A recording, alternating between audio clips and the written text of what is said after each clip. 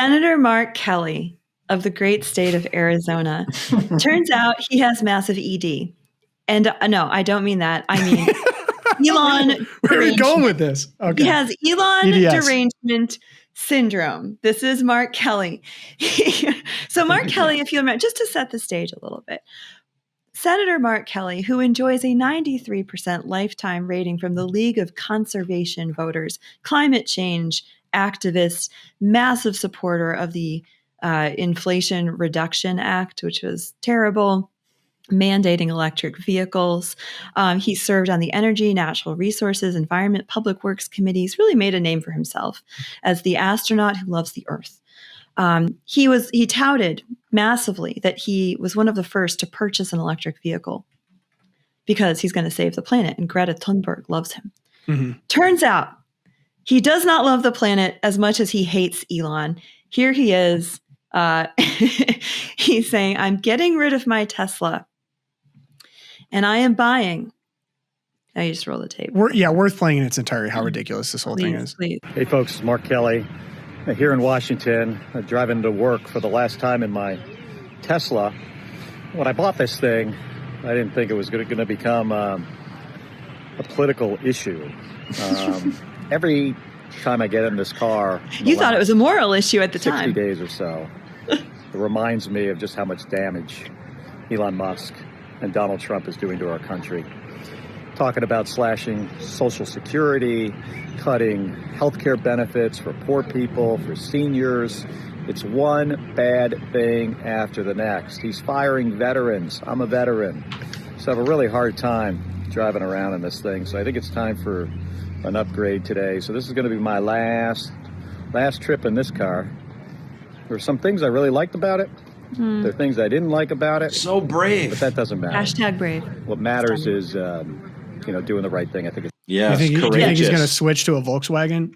Oh, no. He traded it in for a Chevy Tahoe, a massive vehicle. Gas guzzler. It is a gas guzzler. This is the same. Oh, go for it. Update It's a Union, built by Union. So he's pro-Union. Got to find some way to. There he is. There he is. Look at that sucker. Got a big old Tucson. I got to say, I'm not up on the lingo on most of the stuff that the kids say, but like one of the things that the kids say is because they play so many of these video games, they talk about NPC, which is a non-player character.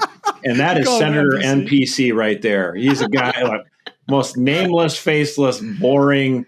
And the thing is, as somebody noted, you're railing against Elon Musk, right? Yep. Mark Kelly's an astronaut, and there were astronauts thrown up in space, left for, sorry, we can't get you. Our own government couldn't get him. Elon Musk's rescuing astronauts. You would think this guy would be thankful. It could have been his, up there. This was from Katie Hyde this morning as she goes, gotta love that while Mark Kelly was trading in his Tesla, Elon Musk was flying into space to save Kelly's fellow astronauts who were abandoned by Joe Biden's auto pen. Boom. Yes, that's the auto pen, which, by the way, mm-hmm. I told you about all those pardons. Yeah, update. And so what today, President Trump said that the pardons of the J6 committee are not valid. And he's voiding them because that was done by an auto pen. It wasn't actually done by President Biden. Yeah, unbelievable. So we'll see what happens. His truth on it was so funny. He said, the quote pardons that sleepy Joe Biden gave to the unselect committee of political thugs and many other are hereby declared, and now we get all caps, void, vacant, and of no further force or effect because the fact that they were done by AutoPen, Trump wrote on social media shortly after midnight. I do love that he just tweets after midnight. Like tweeting after midnight has got to be such a rush. In other words, Joe Biden did not sign them, but more importantly, he did not know anything about them. The necessary pardoning documents were not explained to or approved by Biden.